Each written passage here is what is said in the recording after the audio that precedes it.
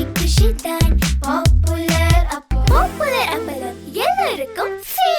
traditional, latest and modern jewelry, visit Jill Mill Fashion Jewelry at T Nagar, Chennai. இந்த பொழுதும் இந்த கணமும் இறந்திருந்தா மகிழ்ந்திருப்பேன் அவ நினைப்பும் நினைப்பும் சிக்கன் நாக்கி ஏ விதமன் சிக்கன்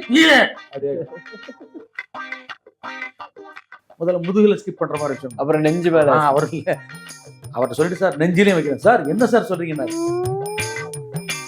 கிளைமேக்ஸ்ல என் கையில தீ எரியும், ரெண்டு கையிலயும் தீ வச்சிருவாங்க ஒரிஜினல். ஆமா, அதெல்லாம் ப்ராக்டிஸ் பண்ணிட்டேன். ஒரிஜினல் வாயில டச் பண்ணி அப்படி காட்டுவேன், சாப்பிடுறியான்னு காட்டுவேன். ஆமா, அப்புறம் நானே சாப்பிட்டுக்குவேன். பிளேட் எல்லாம் சாப்பிடுறதுலாம் ஒரிஜினலாக பண்ணேன், எல்லாமே ப்ராக்டிஸ் பண்ணி பண்ணேன். தமிழ்ல த பெஸ்ட் வீரன்னா வைரவன். ரொம்ப பயங்கரமான ஆளா இருப்பானோ அப்படி நிறைய மீம்ஸ்ல போட்டிருக்கான்.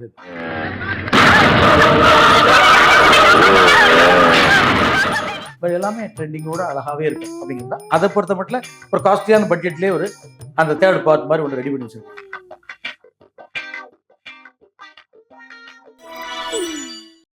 வணக்கம் மக்கள், திஸ் இஸ் விஜய் பிரான்ஸ். நீங்க பார்த்துட்டு இருக்கிறது டேக் ஒன் தமிழ். இன்னைக்கு என் கூட ஒரு ஸ்பெஷல் கெஸ்ட் யாரு அப்படின்னு பாத்தீங்கன்னா, ஒரு ஆக்டர் மட்டும் கிடையாது, ஒரு டேரக்டரும் கூட, அது மட்டும் கிடையாது, ஒரு சிங்கரும் கூட, ப்ரொடியூசரும் கூட. ஏன் கூட இன்னைக்கு கரிகாலன் சார் தான் இருக்காரு. அவர்கிட்ட நிறைய விஷயங்கள் பேச போறோம், வாங்க பேசலாம். வணக்கம் சார். வணக்கம் டேக் ஒன் நேயர்களுக்கு வணக்கம். உங்களை பார்த்து அப்படி பேசணும். ரீசெண்டா உங்களுடைய படங்கள் எல்லாமே எடுத்து நிறைய பேர் பேசிட்டு இருந்தா பார்க்க முடிஞ்சது. வைரவன் பத்தி எல்லாம் நிறைய பேர் பேசிட்டு இருந்தாங்க. அண்ட் உங்களோட ஃபில்மோகிராஃபியா எடுத்து பார்க்கும்போது ஒரு கேப் வந்து ஒரு பெரிய கேப்பா இருக்கே சார். எதனால அந்த கேப்? அதான் கேப் இடையில ஃபுல்லாக ரியல் எஸ்டேட்டு, நெட்வொர்க் மார்க்கெட்டிங், அப்படி பல பிஸ்னஸ்களுக்கு போயிட்டு வந்தேன். ஓகே, அது ஒரு கேப் தான். பட் எல்லாம் எதற்காகனா மறுபடியும் சினிமாவை பெருசாக எடுக்கிறதுக்காக, சம்பாதிக்கிறதுக்காக தான். மறுபடியும் சினிமாவை தான் எடுத்து பண்ணிட்டு இருக்கிறேன். இன் பிட்வீன் கொஞ்சம் ரியல் எஸ்டேட் பிஸ்னஸும் போயிட்டு இருக்குது. பட் சினிமாவை முழுக்க முழுக்க சுவாசிச்சு அந்த ரத்தத்திலேயே, அந்த வாடையிலேயே, அந்த மனத்திலேயே, அந்த மகிழ்ச்சியிலேயே வாழ வேண்டும் என்று ஆவல் கொள்கிறேன். அதை நோக்கி கடவுள் வழிநடத்துவாராக. அண்ட் ரீசெண்டா நான் சொன்ன மாதிரி இந்த வைரவன் படம் வந்து ஆன்லைன்ல சோசியல் மீடியாலாம் மறுபடியும் ஒரு ட்ரெண்ட் ஆக ஆரம்பிச்சு ஒரு ரவுண்ட் வந்து முதல்ல கேட்கணும்னு நினைச்சேன். அந்த சோலையம்மா கேரக்டர்ல இருந்து எதனால ஒரு ஸ்பின் ஆஃப் பண்ணலாம்னு தோணுச்சு உங்களுக்கு? அதான், அது இந்த படம் நான் நிறைய பண்ணேன். ஒரு 20-30 படங்கள் பண்ண பிறகு கூட அந்த படம் அளவுக்கு பேர் கிடைக்கல. தெலுங்கு படம் 10-15 படம் பண்ணேன். அங்கே போனா ஏ ஹச்சிக்கு நாக்கி ఏ విధమైన సంబంధం లేదు సార్. இந்த డైలాగ్ సార్ உங்களுடைய பாணியிலே మీరు சொன்னா நல்லா இருக்கும் சார். ఏ హచ్చికి నాకి ఏ విధమైన సంబంధం లేదు సార్. இன்னும் கொஞ்சம் சார். ఏ హచ్చికి నాకి ఏ విధమైన சார். ఏ హచ్చికి அப்படியே. ஓகே, அப்போ அது நானா பண்ணணும்னு நினைக்கல, அவருக்கு அது விருப்பம் இருந்தது. தெய்வ சித்தப்படி ஸ்டார்ட் பண்ணணும்னு நினச்சேன். அதே மாதிரி அந்த படம் ஃப்ளாப், அட்டர் ஃப்ளாப். அது எங்கேயுமே ஓடலை. ஓகே, ஏன்னா அது ஓட வச்சிருக்க முடியும், படம் சொல்ற மாதிரி படம். ஓகே, ஆனா அதுக்கு அந்த டைம்ல எனக்கு அதை பற்றி ஐடியா இல்லை, அந்த அறிவு இல்லைங்கிறது தான் அது விட்டேன்.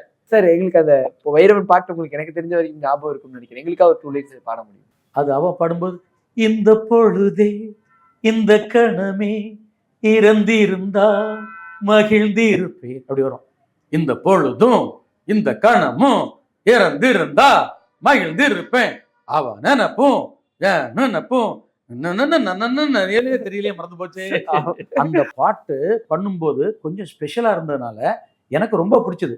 ஆனா 1-2 அசிஸ்டன்ட் டைரக்டருக்கு அது அந்த மாதிரி ஒரு பாட்டு, வசனம் மாதிரி ஒரு பாட்டு அவனுக்கு பாட தெரியல, அது வேணுமா சார்னாங்க. பட் அதுலதான் அவனுடைய ஒரு வித்தியாசமான கோணமே இருக்குது. ரவுடி இப்படி இருக்கிறான், அவன் ரக்டா இருக்கான், சோலைமால காட்டாங்க. அவனுக்கு ஒரு லவ் மாதிரி வந்தா அவ போலந்துட்டா அப்படி வரும் லைனு. பட் அது டியூனே நான் தான் பண்ணது. அதை ரசிச்சிருப்பாங்க. அது ஒண்ணு.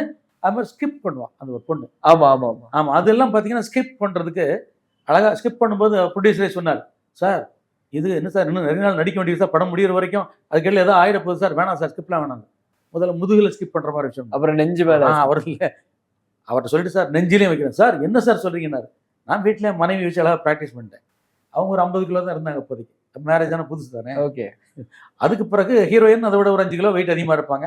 5 கிலோ தானே மேட்ச் பண்ணிக்கலாம்னு சொல்லிட்டு முதுகு நெஞ்சு எல்லாமே அழகாக ஜம்ப் பண்ணி ஒரிஜினல் எடுத்துருப்பேன். அது நிறைய பேர் கொஸ்டின் கேட்டிருப்பாங்க, இது என்ன ஒரிஜினலா இல்லை எதுவும் கிராஃபிக் பண்ண? அப்போ கிராஃபிக்ஸ் கிடையாது, கிராஃபிக்ஸுக்கு காசும் கிடையாது. இன்னொரு விஷயம் பார்த்தீங்கன்னா கரெக்டாக இருக்கும், கிளைமேக்ஸில் என் கையில் தீ எரியும், 2 கையிலையும் தீ வச்சிருப்பாங்க ஒரிஜினல். ஆமாம், அதெல்லாம் ப்ராக்டிஸ் பண்ணிக்கிட்டேன். ஒரிஜினல் வாயில டச் பண்ணி அப்படி காட்டுவேன், சாப்பிட்றியான்னு காட்டுவேன். ஆமாம், அப்புறம் நானே சாப்பிட்டுக்குவேன். பிளேட்லாம் சாப்பிட்றதுலாம் ஒரிஜினலாக பண்ணேன், எல்லாமே ப்ராக்டிஸ் பண்ணி பண்ணேன். தீயை ஃபயரை வச்சுட்டு ரைட்மா ரெடி லைட்டாக போட்டு பார்த்தேன். ஓகே இந்த லெவலில் லிமிட்டாக வச்சிங்கன்னு சொல்லிட்டு சரி ஸ்டார்ட் கேமராவும் நான் சொன்னேன் ஸ்டார்ட் கேமரா அப்படின்னு. எனக்கு கொஞ்சம் நல்லா ஃபயரை பாட்டு நல்லா இருக்குன்னு நல்லா பற்ற வச்சுட்டு போயிட்டாரு. வச்சு அப்படி வந்தா அப்படி எரியுது கீழே ஆடுற டேக்கு நான் போட்டு தண்ணியை ஊற்றுனா தூக்குனாங்க. கொஞ்சம் முடிக்கிட்டி தான் கொஞ்சம் கரிஞ்சதை தவிர வேற எதுவும் ஆகலை. அப்படி தப்பிச்ச நாட்கள்லாம் இருந்திருக்கு. இதே மாதிரி நிறைய இருக்கும் படத்தில். அவ்வளோ விஷயம் எஃபர்ட். நான் என்ன ஒரு விஷயம் சொல்கிறேன், எல்லா நண்பர்களுக்குமா சொல்கிறேன், ஒரு எல்லா படத்துலையும் வீரர்கள் நிறைய காட்டியிருப்பாங்க. இல்லை நிறைய படத்தில் வீரர்கள் காட்டியிருக்காங்க. நிறைய ஒரு பாட்ஷான்னா எனக்கெல்லாம் கனவு கேரக்டர் வீர சேம வீரன்டா. வீரன் தானே. பாகுபலி தான் சேம வீரன். அதுல மகேந்திர பால்பன் அமரேந்திர பால்பன் 2 பாகுபலிகள் உட்கார்ந்து அவனை அப்பனா பிள்ளையானா அப்ப இன்னும் பெருசுடா அப்பெல்லாம் தோணும். அப்படி இருக்கும்ல. பட் இதுக்கெல்லாம் கிராபிக்ஸ் வீரர்கள் வீரனே சூரன் அப்படி ஜம்ப் பண்ணி போகும்போது அப்படி இருதயம் எகிரும் பாருங்க, அப்படி புல்லரிக்கும் பாருங்க. அப்படி சேம வீரன் இல்ல அவன், பட் கிராபிக்ஸ் வீரன், சூப்பர் வீரன், சேம பாடி, அட்டகாசமா வீரன், அந்த ரிச்சான வீரன், கதையோடு சேர்ந்த வீரன், சூப்பர். ஆனா பாத்தீங்கன்னா ஒரு ஏழை கஷ்டப்பட்ட ஒரு கிராபிக்ஸ்லாம் இல்லாத சூப்பரான வீரன்னா வைரவன் தான். பாருங்க நீங்க இந்த படத்துல வைரவன் படத்துலயும் பாருங்க, அதே மாதிரி சோலைமா படத்துலயும் பாருங்க, அவன மாதிரி வீரனே கிடையாது. ஆனா இவன் நெகட்டிவான வீரன். அவ்வளவுதான விஷயமே. சேம வீரன்.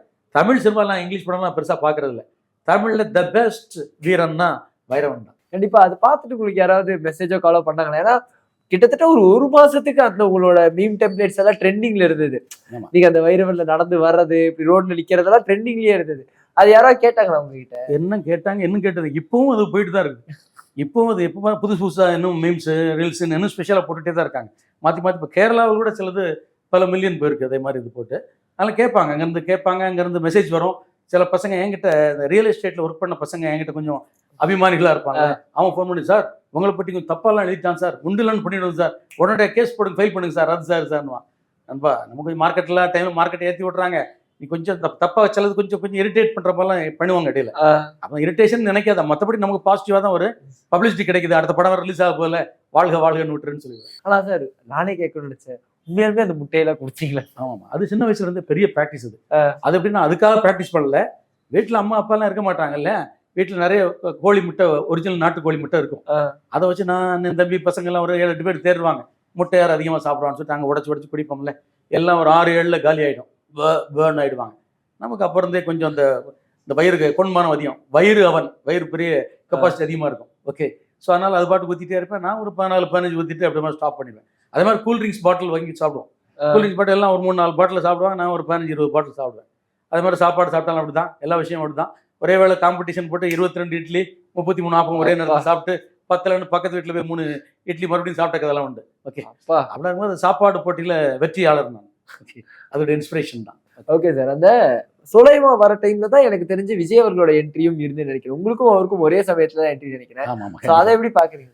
பாத்தீங்கன்னா ஒரு 1992 டிசம்பர் மாதம் 6ஆம் தேதி நினைக்கிறேன் அவருடைய படம் ரிலீஸ் ஆச்சு. என்னுடைய படம் 11ஆம் தேதி ரிலீஸ் ஆச்சு. 5 நாள் 6 நாள் தான் என்னுடைய படத்துக்கு வித்தியாசம்.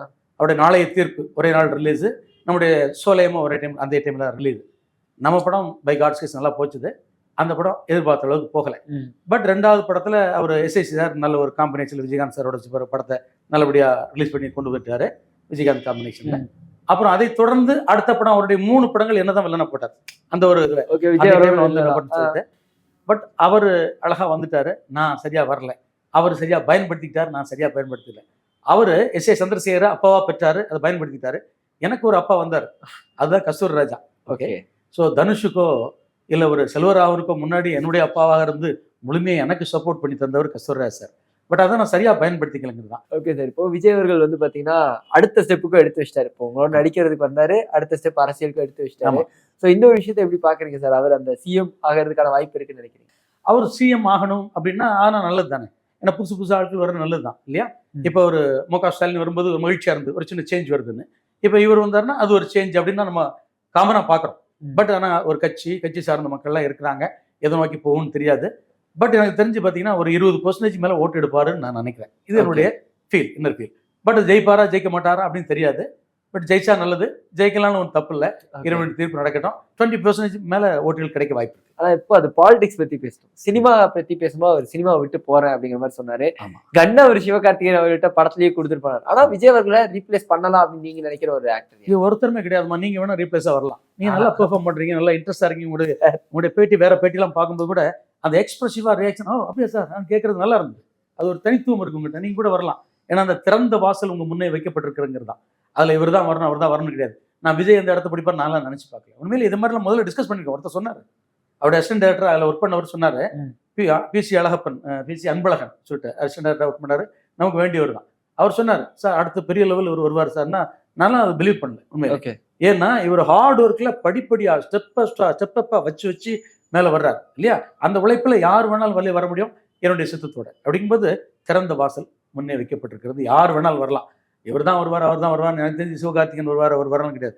புதுசாக அவர்கிட்ட அடிச்சு பிடிச்சி கூட தூக்கிட்டு வந்துருவான் அந்த ரோல். ஏன்னா அது ரஜினியுடைய ரோல், எம்ஜிஆருடைய ரோல், இப்போதைக்கு விஜய்கிட்ட இருக்குது.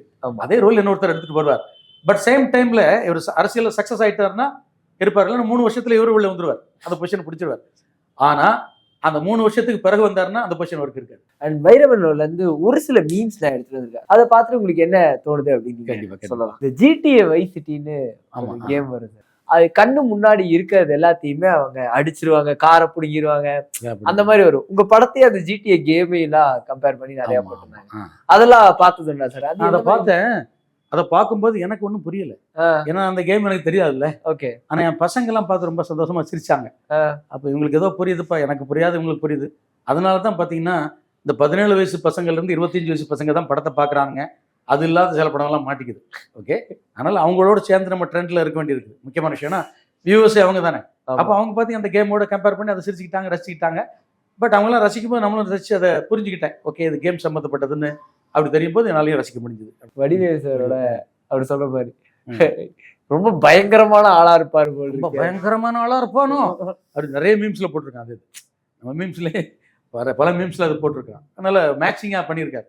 வடிவேல் தான் எல்லாத்துக்கும் இந்த துண்டு எழுதி வச்சிருக்காரு. அடுத்து அந்த முட்டை குடிக்கிற சீனுக்கு வடிவேல் ஓடப்படுறாங்க, என்னையா பண்ணிட்டு இருக்காரு அப்படின்னு. அது அந்த இடத்துல இருந்ததும் ஒரிஜினலா குடிச்சிட்டீங்களா? இதுல அப்படி எடுக்கல. இதுல பாத்தீங்கன்னா அந்த கேமராவிலே தெரியும் சும்மா ஒண்ணு குடிச்சு போட்டோம். அதெல்லாம் அது கார்த்தி ஆச்சுல மறுபடியும் அதுலயே தெரியும்ல அவனுக்கு. இப்பதான் சொல்லுவாங்க சசிகுமார் ஃப்ரெண்டா நடிக்கணும்னா ஃப்ரெண்டுடைய மகத்துவம் என்ன, எவ்வளவு சாக்ரிஃபைஸ் பண்ணா காட்ட மாட்டான். அவரை காட்டினாலே சாக்ரிஃபைஸ் பண்ணுவாரு. அதே மாதிரி முட்டை இந்த ஆள் குடிப்பாயா தெரியும். இப்ப குடிக்க சொன்னா கூட 40 முட்டை குடிப்பேன், ஒன்றும் பிரச்சனை கிடையாது. அப்போ அப்படி இருக்கும்போது அந்த முட்டையை குடிக்கிற விஷயத்துக்கு மறுபடியும் ஃபுல் முட்டையை குடிக்கணும். லைட்டா காட்டினாலே ஓ அந்த ஆள் அப்படி மேட்ச் பண்ணி பார்த்துக்குவாங்க அப்படிங்கிறதானே. ஓகே. நான் கேட்கணும்னு நினைச்சது, இப்போ வைரவன் எடுத்தாச்சு, இத்தனை வருஷம் ஆயிடுச்சு, இப்போ எல்லாரும் அதை வந்து நிறைய பேசுறாங்கல்ல, பேசாம பார்ட் 2 எடுக்கலாம்ப்பா. இப்பதான் பார்ட் 2 வந்து ஒரு ட்ரெண்ட் ஆயிடுச்சு சார். பார்ட் 2 எடுக்கலாம்னு தோணுச்சு. வைரவனே பார்ட் 2 தானே, பார்ட் 2 மாதிரி தான் அது. மற்றபடி எடுக்கலாம். அதுக்கு வேற கதை பண்ணி வச்சிருக்கேன். எல்லாத்துக்கும் கதை ரெடியா இருக்கு. கதைகளுக்கு பஞ்சமே இல்லை. 300 கதைகள் வைத்திருக்கிறேன். 1 2 300 கதைகள் வைத்திருக்கிறேன். அதுல கிட்டத்தட்ட 40-50 ஃபுல்லி ஸ்கிரிப்டோட டயலாக் வசன கதைகளோட தெளிவாவே இருக்குது அப்படிங்கிறது தான். பட் எல்லாமே ட்ரெண்டிங்கோட அழகாவே இருக்கும் அப்படிங்கிறது தான். அதை பொறுத்த மட்டும் ஒரு காஸ்ட்லியான பட்ஜெட்லேயே ஒரு அந்த 3rd பார்ட் மாதிரி ஒன்று ரெடி பண்ணி வச்சிருக்கேன். அது ரொம்ப சுவையாகவும் ரொம்ப அருமையாகவும் இருக்கும். எல்லாமே ரொம்ப பிடிச்ச ஏரியா தான். கதையோ திரைக்கதையோ வசனமோ இயக்கமோ பாடல்களோ எல்லாமே நமக்கு பிடிச்ச ஏரியா தான். எஸ்பெஷலி மியூசிக் நானும் என்னுடைய பிரதரும் சேர்ந்து பண்ணியிருக்கோம் அந்த படத்தை. Okay okay. நான் ரீரெக்கார்டிங் நான் மட்டும் பண்ணியிருக்கேன். சாங்ஸ் நானும் தம்பியும் சேர்ந்து பண்ணியிருக்கோம். அவருடைய பேர் செலியன் சர்க்கணும். சாங்ஸ் எல்லாமே ரொம்ப நல்லா வந்திருக்கும். ரீரெக்கார்டிங்லாம் அற்புதமாக இருக்கும். படத்தில் சிலவங்க பார்த்து முடிச்சுட்டு ரீரெக்கார்டிங் சூப்பர்னு சொல்லுவாங்க. ஃபர்ஸ்ட் ரீரெக்கார்டிங் கூட சொல்லுவாங்க. அந்த அளவுக்கு வந்திருக்கும் அப்படிங்கிறது தான். அப்போ கண்டிப்பாக 3rd பார்ட் வரும்போது எல்லாரும் அதை ரசிச்சு வரும். நிறைய விஷயங்கள் பேசணும் சார். அடுத்து நீங்கள் பண்ண போகிற படங்கள் பற்றியும் சரி, நீங்கள் பண்ண படங்கள் பற்றியும் சரி நிறையா பேசணும். அண்ட் இந்த ஒரு பேட்டிக்கு ரொம்ப ரொம்ப நன்றி. நன்றி. Thank you very much. உங்களோட பேசுனது மகிழ்ச்சி. தொடர்ச்சியாக இன்னும் பல காலங்கள் பேசுவோம். படம் ரிலீஸ் ஆகும்போது மறுபடியும் பேசுவோம். கண்டிப்பாக. டேக் ஒன் நேயர்களுக்கு என்னுடைய வணக்கங்கள், வாழ்த்துக்கள். Thank you very much. பை.